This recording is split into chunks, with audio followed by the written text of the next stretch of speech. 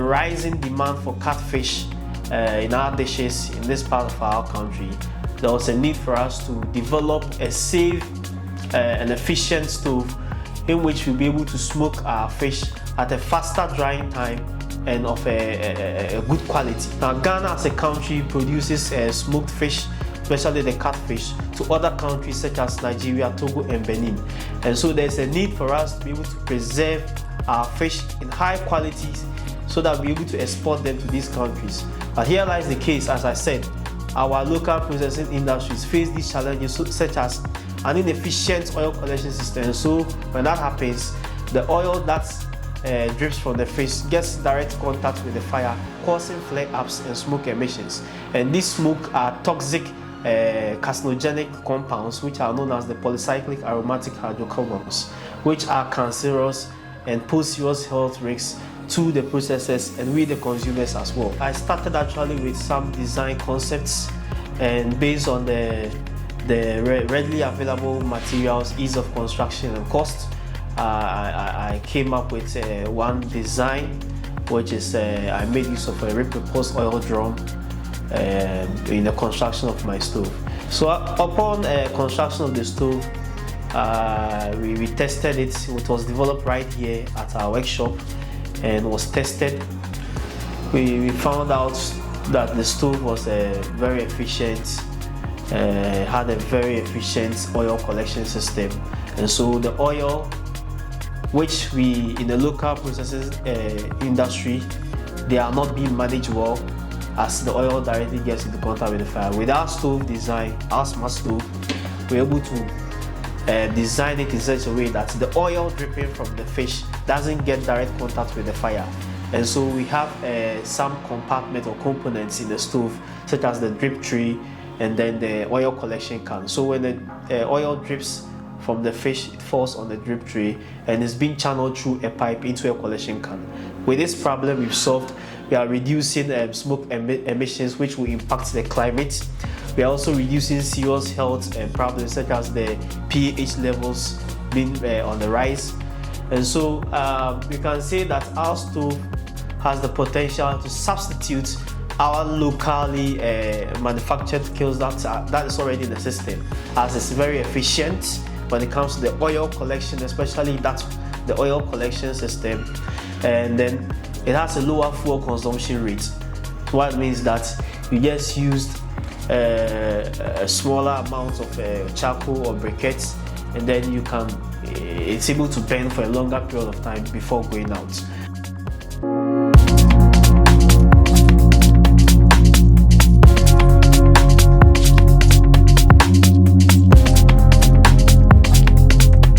The existing gases are quite complex and require expertise, some level of expertise for the users before they can make use of it. At least the inability to monitor the rising levels of these gases, both in our environment, also in the industry, and even in our homes. So after going through all this, we brought up this idea of attaching innovation to the existing gas measuring devices, because through our research we realized that most of the measuring devices are standalone and do not have any special innovation attached to them. So we brought up the smart IoT dashboard to work in conjunction with our gas measuring device. One special thing about it is it works with machine learning, so it analyzes the data being obtained. Then we also have an AI powered insights button, which when it is simply pressed, it gives you overall insights of what is actually happening in the particular place in which the readings are being taken. It gives you a point in time graph analysis also for you to know what is actually happening. Then we also have threshold level graphs and all for you to know whether the pollutants level are considerate or they are beyond control. Then one problem we also realized that due to the fact that most of these gas measuring devices are standalone, you would have to move with them from wherever you are to the site before you can measure. But our smart IoT dashboard makes it simpler. It gives you access to the values wherever you are, because we've passed our values to a cloud storage, and the cloud storage is also linked to the the dashboard for visualization. So you can be anywhere, your device can be on site, and you get the actual readings from your device.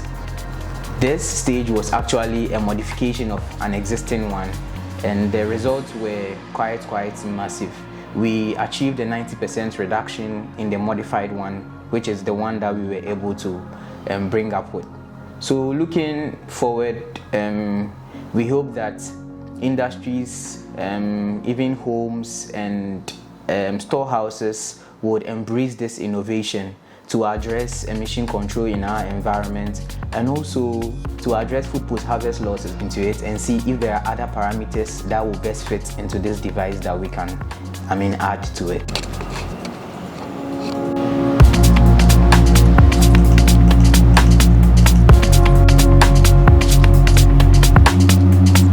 With respect to the undergraduate projects that we organize for our students here at the department, so there are two folds to it.